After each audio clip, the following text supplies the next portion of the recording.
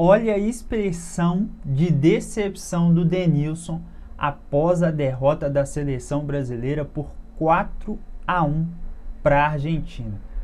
Vamos escutar o que o Denilson disse, mas ele representou muito bem o povo brasileiro e ele conseguiu passar o sentimento que a gente teve depois dessa derrota da seleção brasileira, uma derrota vexatória e que acaba manchando o ciclo da seleção na história do futebol. A Argentina fez 4 gols na seleção brasileira. E começa o programa com um dado alarmante, né? O Brasil tomou já pós-Copa do Mundo de 2022 31 gols em 25 jogos. Só para vocês terem uma base de comparação, a seleção do Tite, por exemplo, demorou 81 jogos para sofrer 31 gols. É isso. Acho que diz muito sobre o que é a seleção brasileira atual. Muito boa noite, meu amigo Denilson. Estou aqui também com Carlos Eduardo Mansur. Vamos começar a conversar a partir de agora desse desastre que foi a noite do futebol brasileiro por aqui. O Brasil foi goleado, o Brasil tomou olé. A torcida argentina gritou olé desde 3 minutos de jogo e isso aí foi sacanagem. Aqui em 3 Buenos Aires. minutos. Boa noite, Denilson. Que noite terrível para o futebol brasileiro, não? Noite terrível, perdão, Diniz. Boa noite, Mansur, mais uma vez, a todos que estão aí nos acompanhando. Me sinto envergonhado porque é a primeira vez que eu vejo um jogo da seleção brasileira do estádio, né? Depois que eu parei de jogar futebol, trabalhando, enfim, conectado ao jogo. Só pontuar rapidinho. Isso que o Denilson falou aí é o retrato da falta de identidade da CBF com a seleção, a história da seleção, porque o Denilson era para ser convidado quase todo jogo para poder estar ali assistindo no camarote o jogo da seleção. É um campeão do mundo e não é isso que acontece. Vai lá, Denilson. Mas assim, olhando de longe, sentindo o calor da torcida adversária, que, enfim, parabenizar também ao torcedor argentino pela festa que fez aqui no Monumental. Agora, um jogo assim vergonhoso para o torcedor, vergonhoso para a comissão, vergonhoso para a CBF, vergonhoso para os protagonistas que são jogadores, porque desde o minuto 3 que você citou aí, Diniz, o torcedor já estava gritando olé. O Brasil ficou sem tocar na bola há muito tempo. Aí você fala 4-1 para a Argentina, um 4-1 assim com peso, merecido o 4-1. E o gol do Brasil foi um gol achado, porque o Romero ele erra na saída de bola, ele tenta sair jogando, o Matheus Cunha pressiona, rouba a bola e faz o gol. E só, o Brasil não fez mais nada assim.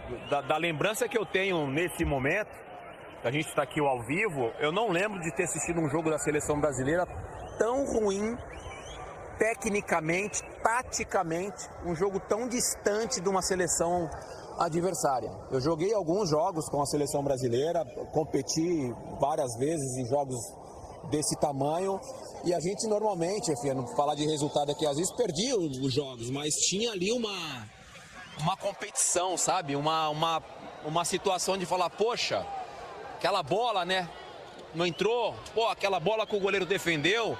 A gente vai falar o que da seleção brasileira hoje? O que a seleção criou hoje para tentar buscar um resultado? Na minha opinião, não fez nada. Não, o Dibu Martínez talvez não precise tomar banho para ir para casa hoje, porque não fez nenhuma defesa praticamente, só trabalhou com os pés. E por sinal, esse é um assunto que eu vou trazer aqui também no Troca com muita facilidade. O Brasil sequer conseguiu pressionar a Argentina em nenhum momento. A Argentina saía de trás com uma facilidade tremenda, chegava à frente também com muita facilidade. O Brasil tinha uma saída de bola terrível e ofensivamente hoje foi um nada.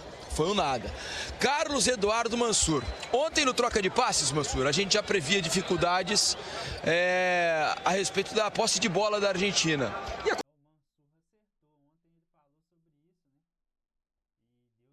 Aconteceu exatamente o que a gente temia, na verdade, né? A Argentina muito com a bola, botou o Brasil na roda. O Brasil não teve força em nenhum momento para roubar a bola do adversário. E a Argentina fez um jogo, para quem tá assim, hoje é um jogo espetacular da Argentina, né? E tá parecendo que a Argentina é um time fora de série, absolutamente imbatível e nada disso. O Brasil foi um adversário mais fraco do que todos os outros concorrentes contra a própria Argentina nessa eliminatória. Ela não fez um jogo tão tranquilo assim como fez hoje contra nenhum dos adversários da eliminatória sul-americana. Isso para mostrar o quanto o Brasil foi mal na noite de hoje, não, Mansur? Boa noite. Boa noite, Felipe. Boa noite, Denilson. Boa noite a todo mundo que assiste o Troca. Eu vou entrar no que você perguntou. Embora eu ache assim, eu acho que com todas as fragilidades da seleção brasileira, eu acho que elas se juntaram do outro lado a um time que tem uma coisa que a seleção está muito longe de ter, que é a identidade, né? E identidade de jogo é algo fundamental. Acho que vale a pena a gente discutir por que não tem essa identidade a seleção brasileira. Porque a seleção brasileira é um time que aparentemente não sabe a que joga, né? Qual é a sua proposta, o que ela pretende num jogo. E aí, a seleção que foi a campo hoje, para mim, ela é o retrato de um momento da seleção brasileira, de um momento do futebol brasileiro. Tem digital nessa atuação da seleção brasileira de hoje, nesse momento que a seleção vive de de um desgoverno completo, para mim tem digital de alto a baixo de toda a estrutura do futebol brasileiro. Eu tenho certeza absoluta, convicção, e não estou advogando em prol de comissão técnica ou de jogador nenhum, mas eu tenho certeza que, embora obviamente o trabalho não está acontecendo, mas o Dorival é melhor treinador do que essa seleção atual mostra. Eu tenho certeza que o Vinícius Júnior é muito melhor jogador do que as suas atuações nesse ciclo atual de seleção mostram.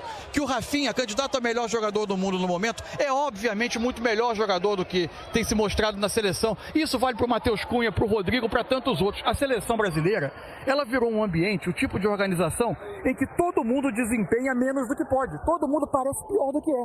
Por quê? Porque a seleção virou um ruim de se trabalhar. Porque não tem estrutura nenhuma, não tem processo, todo mundo trabalha pressionado. E essa comissão técnica aqui, ela já está em tese sentenciada desde a Copa América do ano passado, quando ela saiu de lá enfraquecida, tendo conduzido uma Copa América na sua segunda convocação. Foi isso que a gestão atual da CBF fez com a seleção brasileira. Acontece que no comando de toda essa falta de processo, de todo esse ciclo conturbado, atabalhoado da seleção, está um dirigente que conseguiu algo inédito na história recente do Brasil, que é a união total. Você já tinha ouvido falar em união total de clubes e federações? Faz poucos dias que esse dirigente foi aclamado por 100% das federações, que são a base da estrutura política do futebol brasileiro. Isso, foi ontem. A base da estrutura política de um Brasil que tem esse calendário com 16 datas de estaduais para atender às amarras políticas dessas federações, e por 100% dos clubes de Série A e de Série B. Muitos deles vítimas desse calendário que os faz perder jogador em data FIFA, ver jogador fazendo 80, 90 jogos no ano, mas todos eles aplaudiram essa gestão, se juntaram a ela e elegeram, ele era o candidato único, mas endossaram 100% das federações e dos clubes, endossaram o atual presidente da CBF. E é esse presidente que conduziu a seleção a esse estágio atual. Então, para mim tem digital de alto a baixo de toda a estrutura do futebol brasileiro no que a gente viu hoje em Buenos Aires. Cara, é impressionante isso que ele falou também. Unanimidade no futebol brasileiro. Acho que foi a primeira vez que eu vi isso também. Todos os clubes, todos os clubes e as federações se uniram na reeleição do presidente atual da CBF. Isso aí eu nunca tinha visto também não, e eu queria saber o motivo. É uma curiosidade que eu tenho. Queria saber o motivo. Qual o motivo para toda essa união, para toda essa motivação que os clubes encontraram para dar força para esse presidente atual? Porque, como o Mansur falou, o calendário é ruim. O calendário do futebol brasileiro é horroroso. O Brasil, a seleção não ganha nada. Os jogadores, quando vão para a seleção, se lesionam, passam por algumas dificuldades aí e deixam os clubes precisando dos atletas. Então não dá para entender de onde sai esse otimismo dos clubes e das federações com o atual presidente da CBF reeleito, né? Deixa aqui embaixo seu comentário e não esquece de deixar o seu like, jogar esse vídeo lá para cima. Vamos juntos, vamos ver se a gente consegue mudar o destino dessa seleção, mas já que vamos seguir com esse atual presidente da CBF, eu acho que o Brasil vai continuar, infelizmente, do mesmo jeito.